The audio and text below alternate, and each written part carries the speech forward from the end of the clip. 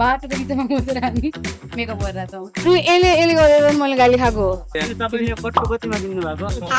दुईजनाको हाइट मिलिरहेको छ। मेरो आउने तपाईँ आज के हुँदैछ त अब यहाँ? आज यहाँ बिहेमा अब भोज खान आएको। मल्टी ट्यालेन्टेड मान्छे दिदी गाउँमा दिदी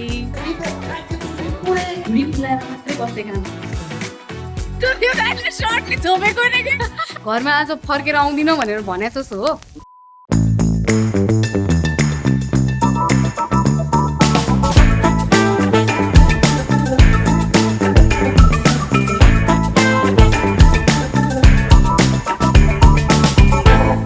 मैले धेरै ठाउँहरूमा makeup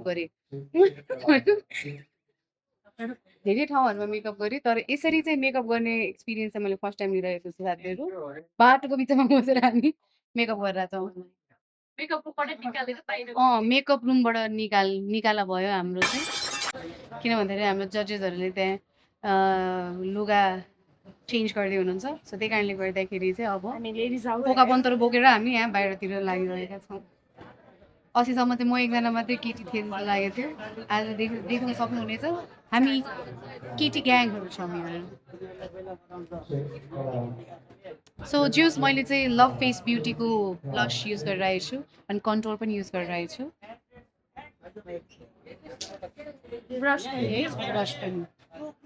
brush brush and control. तिमीहरूलाई तर यस्तो हुन्छ कि हुँदैन? लाइक के भन्छ, जस्तो लुगा लगाए त्यस्तै खालके क्यारेक्टर आउँछ कि आउँदैन तिमीहरूको?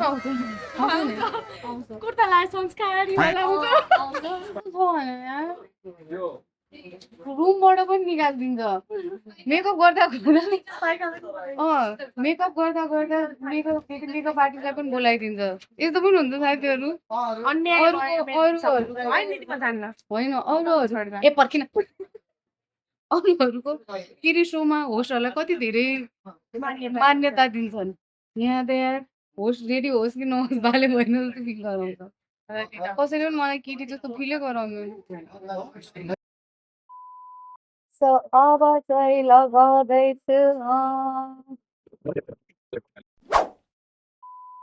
अस्ति यसले गर्दै गाली खाएको हो मैले कमेन्टमा। यसले गरेर मैले गाली खाएको हो। यसले गर्दाखेरि बिफ चलेको हो। यसले र मलाई भन्यो त साँच्चीकै नै मलाई के अरे दिदी म के अरे सेलेक्ट भएन भने म के अरे मलाई गाडी भाडा दिनुभयो भने भन सबैजना भन। मैले गाडी भाडा मागेको तर दिदीले स्टेजमा गएर भन्थ्यो कि दिदी खासमा दिदी नै होइन रहेछ। यसले के भन्दै छ हेर्नु त यहाँ तपाईले कट्टु कतिमा किन्नु भएको? भाइ तैँले तेरो के अरे त्यो फुल प्यान्ट जतिमा किनेको नि फुल कट्टु जतिमा किनेको त्यतिमै किनेको भाइ मैले हो। महँगो कट्टु हो त्यो फुल प्यान्टमा पनि अझ मेरो कट्टु आउँदैन यो। दिदी दिने कि नदिने आज भयो भने चाहिँ के गाडी भाडा ऊ देख्यो यसले नै मलाई भनेको अनि मैले त्यहाँ गएर भनेको अनि मैले गाली खाएको। गाली गर्ने हो केमा तिमीहरूको फेरि भन कमेन्टमा केही पनि गर्दिनँ म जे भने नि भन्न क्यारेक्टरमा चाहिँ नभन त्यति हो। होइन त्यो त मेरो काम हो नि होइन रमाइलो गर्ने काम हो नि होइन। अनि त्यसपछि हरेक चिजलाई चाहिँ के अरे त्यो क्लिपलाई काटेर मजाले एउटा मिम्स टाइपले प्रमोसन गरेर भए कति राम्रो हुन्थ्यो। त्यो एकअर्कालाई गाली गरिरहनु भन्दा हुँदैन। मैले फर्स्टमै के अरे भनेको थिएँ नि म क्वेसन सोध्छु भनेर। पहिले हामीले डिसाइड गरिसकेको हुन्छ कोसँग कुरा गर्ने स्क्रिप्ट के अरे अब यस्तो छ हामी चाहिँ यस्तो कुरा गर्न आँटेको हो भनेर। सो त्यो कुराहरू चाहिँ अब जस्तै आर्टिस्टहरूसँग नै हामीले मिलाएर होइन काम गरिरहेको छौँ भने होइन अलिकति हुँदैन यस्तो गालीसाली गर्ने कामहरू चाहिँ अलिकति गाली गर्न हुँदैन है। अहिले गाली गर्ने नि फेरि यस्तो रहेछ कि आमाको युट्युब च्यानल बोकेर आएर गाली गर्दो रहेछ। आज दुईजनाको हाइट मिलिरहेको छ एकदम होइन। कस्तो चलिरहेछ दाइ? एकदम राम्रो चलिरहेछ, प्रमोसन चलिरहेछ। अब सिनेमा चल्छ, हेर्न आउनुपर्छ। मेरो पडकास्टमा कहिले आउनु तपाईँ? कहिले बोल्नु भन्नु न? कहिले फ्री हुनुहुन्छ तपाईँ? पछितिर सोमबारतिर ल ओके। यसरी नै क्यामेरा ठडाएर नै सोध्नुपर्छ कि जलवा है हमारा होइन म पहिले क्यामेरा ठडाइहाल्नुपर्छ कि भिडियो हालिदिन्छु। मैले त बोलाएको उहाँ नआउनु भएको भनेर। सो गाइज अब हामी यहाँ लाइट टेस्ट गरिरहेका छौँ अनि त्यसपछि उहाँ चाहिँ मोडल बनिरहनु भएको छ। के छ त हाल खबर? ला कहाँ गयो तपाईँ? लाइट टेस्ट गर्नु बसिरहनु भएको छ? बसिरहेको छु। उभिएर होला नि। म बिराछु सो आज त एकदमै म गोरी देख्नु पर्यो, अस्ति म काली देखिरहेको थिएँ। गोरै देखिरहनु सो अब हामी यहाँ के गर्दैछौँ? हाई! ल म है देखेन। सो के छ हालखबर? केही छैन, ठिक छ, गर्मी छ। गर्मी भइरहेछ? हजुरले गर्दा गर्मी भइरहेछ। मैले गर्दा गर्मी भइरहेछ? हो, अवश्य हो। के छ यो दाजी तपाईँको हालखबर? मेरो हालखबर ठिकै छ, तपाईँको कस्तो छ? हाम्रो पनि सब ठिक छ। आज के हुँदैछ त अब यहाँ? आज यहाँ बिहेमा अब भोज खान आएको। सो केटापट्टिको कि केटीपट्टिको तपाईँ? म केटापट्टिको। केटापट्टिको? केटा तपाईँको को पर्छ? मेरो सोल्टी। तपाईँको सोल्टी पर्नुहुन्छ। उहाँलाई के भन्न चाहनुहुन्छ त? अब उहाँ विवाह बन्धनमा बाँधिँदै हुनुहुन्छ, उहाँलाई केही राम्रोसँग लाइफ काट्नु, आफ्नो बुढीको ख्याल राख्नु, होइन? अनि साथीभाइहरूलाई नबिर्सन अनुरोध गर्न चाहन्छु। Very much. Thank you very much. स्टेटसमा धेरै गर्मी दिएर उहाँ यहाँ कुलरको अगाडि बसिरहनु भएको छ। के चलाइछ जिन्दगीमा? एल्बाट्रस सबै छ, राम्रै भइरहेछ। यसो गुनगान चलिरहेछ मेरो अहिले। यसो रमाइलो भइरहेछ त्यो गुनगान मचाउने तिमी नै हो फेरि। Of course Yes. जिन्दगीमा कति धेरै के अरे अल्छी लाग्दो दिनहरू बितिरहेको थियो होला। मैले गरेर कस्तो इन्ट्रेस्टिङ दिनहरू बितिरहेछ। म जोनमा छिरिरहेको छु। तिमीलाई चाहिँ कस्तो लागिरहेछ? मलाई त एकदमै दामी लागिरहेछ। मैले गर्दाखेरि के चिज भइरहेको छ भनेपछि त्यो तर अब जे भइरहेछ त्यो सत्यको लडाइँ चलिरहेछ म भन्छ है। अब सत्यमै विजय त्यही के भन्छ अरे। So I hope truth wins at the end of the day, होइन? सो सबैको लागि इट्स जस्ट मेरो फाइट मात्र होइन, सबैको फाइट लडिरहेको मैले चाहिँ रिप्रेजेन्ट गरेर। अब जस उहाँले चाहिँ रिप्रेजेन्ट गरिरहनु भएको छ। मेरो कपाल एकदम धेरै उडिरहेको छ। उहाँको फोटो हेर्नुहोस्। Shout outs to our stylist, our makeup artist for the style. लगाएको देखिरहेका छौँ। Normally I don't wear rings, but बहिनीले अलिकति त्यसो एक्सेसरिजहरूलाई चाहिँ दाइ लगाउनु भनेर लगाइदिएको हल्का। हाम्रो प्यारो भाइ। Hi hello what's up? इन्डियाबाट तपाईँ नेपाल आउनु भएको छ, कस्तो लागिरहेको छ जिन्दगीमा? अलिकति जेट ल्याग भएको जस्तो। 2 हप्तासम्म जेट ल्याग हुँदैन भैया, झुट मत बोल। मजा आ रहा है भाई, मेरे को तो बढ़िया लग रहा है।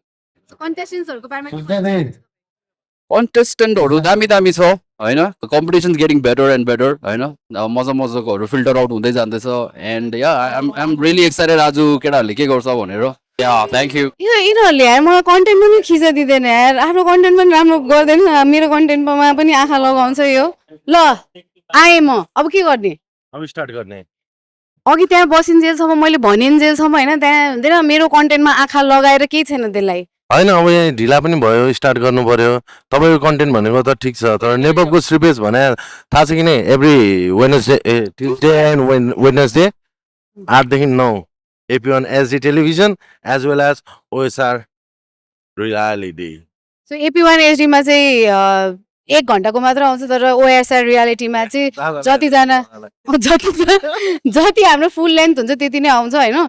सो हाम्रो सुदीपजी हुनुहुन्छ यहाँ। मजा चाहिँ के लागिरहेको छ, उहाँले कन्टेन्ट बनाउनुहुन्छ, त्यसमा म चाहिँ एकदम खुसी भइरहेको हुन्छु। किनभने उहाँले आफैले के भन्नुभएको छ, जति पनि कन्टेन्ट नेपको पेजमा बन्छ रिलेटेड बन्छ त्यो चाहिँ माइनस हुन्छ उहाँको फीमा भन्नुभएको छ। त्यसले पनि म चाहिँ एकदमै उहाँलाई अरू 10 मिनटसम्म कन्टेन्ट बनाउन